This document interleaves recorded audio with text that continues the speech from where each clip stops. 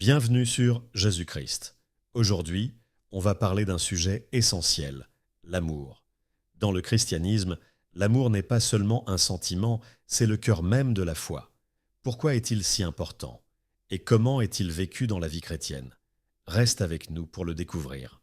L'amour, le plus grand commandement.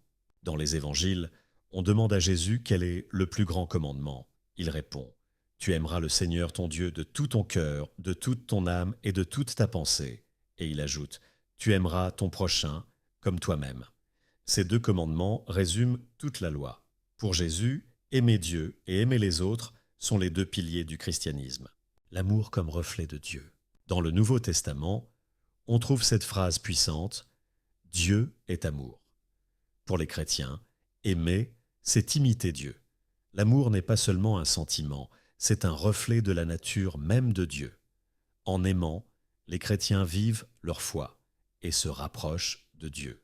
L'amour de Jésus pour l'humanité. La vie de Jésus est l'exemple parfait de l'amour. Il a guéri les malades, consolé les affligés et pardonné à ceux qui lui faisaient du mal. Et il a montré l'amour ultime en donnant sa vie pour l'humanité sur la croix.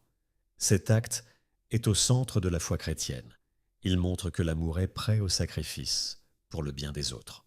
Aimer même nos ennemis. L'un des enseignements les plus surprenants de Jésus est celui-ci. Aimez vos ennemis et priez pour ceux qui vous persécutent. Cela peut sembler difficile, mais pour les chrétiens, aimer même ceux qui nous ont fait du mal est une manière de transformer le monde, de remplacer la haine par la paix, l'amour en action. L'amour chrétien, c'est aussi de l'action. Dans la Bible, on lit que la foi sans les œuvres est morte. Cela signifie qu'aimer, c'est agir. C'est pourquoi les chrétiens sont souvent engagés dans des actions de charité, d'entraide, de soutien aux plus faibles. Aimer, c'est se mettre au service des autres.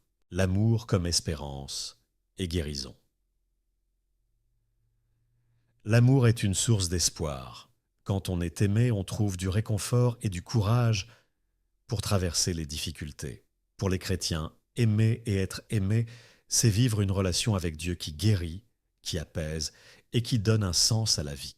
Pour les chrétiens, l'amour n'est pas seulement une émotion, c'est un appel, une vocation. Aimer Dieu, aimer son prochain, aimer même ses ennemis, c'est là toute la mission du chrétien. Comme l'a dit Jésus, c'est à l'amour que nous avons les uns pour les autres que le monde reconnaîtra les disciples de Christ. Merci d'avoir regardé cette vidéo.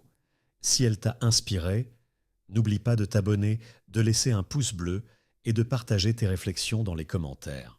Et surtout, n'oublie pas, l'amour est la force qui change le monde. À bientôt.